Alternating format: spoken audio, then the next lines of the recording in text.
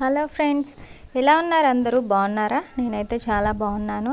ఈరోజైతే మీకోసం ఒక హెల్తీ టేస్టీ కర్రీని అయితే మీకు చేసి చూపిద్దామని అనుకుంటున్నాను. ఇక్కడైతే కళాయి తీసుకొని ఆయిల్ పోసుకున్నాండి. తర్వాత ఆనియన్స్ ఇట్లా చిన్నగా కట్ చేసుకొని వేసుకోవాలి.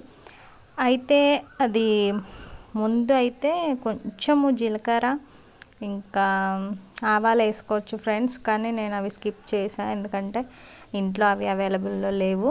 సో ఎవరిష్టం వాళ్ళదండి. ఇంకా మనము అన్నీ యాడ్ చేసుకోవచ్చు. సో ఇక్కడైతే ఏంటిది కరివేపాకు వేసాను.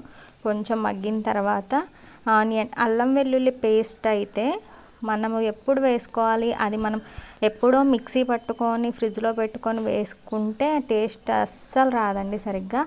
అది ఏం చేయాలంటే అప్పటికప్పుడు ఒక చిన్న ముక్క అల్లం ఇంకా వెల్లిపాయలు ఒక గడ్డ తీసుకొని మనము అప్పటికప్పుడే దంచుకొని వేసుకుంటేనే ఆ కర్రీకి అనేది టేస్ట్ వస్తుంది. సో ఫ్రెండ్స్, ఇప్పుడైతే మగ్గిపోవాలి. చూసారా ఎలా మగ్గిపోతుందో కర్రీ. అవి అయిన తర్వాత వెంటనే ఇంకా క్యారెట్ అయితే వేసుకున్నాను ఫ్రెండ్స్. క్యారెట్ ఇంకా ఎంతకంటే చిన్నగా చేసుకోవచ్చు, కట్ చేసుకోవచ్చు. బట్ నేనైతే ఇలా కట్ చేసాను.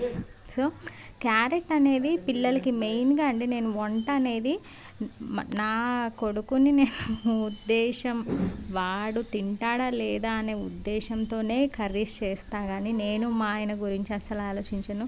ఎందుకంటే వాడు తిని హెల్తీగా ఉంటేనే మనము హెల్తీగా ఉంటాం. సో ఫ్రెండ్స్, అది ఇక్కడైతే పసుపు యాడ్ చేశాను. ఫస్ట్ సాల్ట్ యాడ్ చేశాను, పసుపు యాడ్ చేశాను. సో ఇంకా మగ్గాలి ఫ్రెండ్స్. క్యారెట్ అయితే మగ్గిన తర్వాత ఇంకా కర్రీ ఎలా ఉంటుంది అనేది మీరు చూడొచ్చు. సో ఇప్పుడైతే మగ్గుతుంది ఫ్రెండ్స్. పిల్లలకి మెయిన్గా ఇట్లా క్యారెట్ కర్రీస్, మామూలుగా క్యారెట్ కట్ చేసి ఇస్తే ఎవరూ తినరండి పిల్లలు.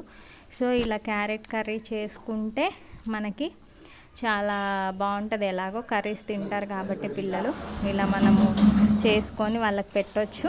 టేస్టీగా ఉంటుంది, హెల్దీ కూడా. ఇంకా వాళ్ళు తింటే వాళ్ళకి ఇంకా మంచిది. క్యారెట్ చాలా బెనిఫిట్స్ ఉన్నాయి, మీ అందరికీ తెలుసు. నేను కొత్తగా చెప్పేది ఏం లేదు ఫ్రెండ్స్. సో కర్రీ అయితే రెడీ అయిపోయింది, అయినట్టే ఫ్రెండ్స్. కర్రీ అయితే రెడీ అయిపోయింది ఫ్రెండ్స్. చూడండి. Bye guys.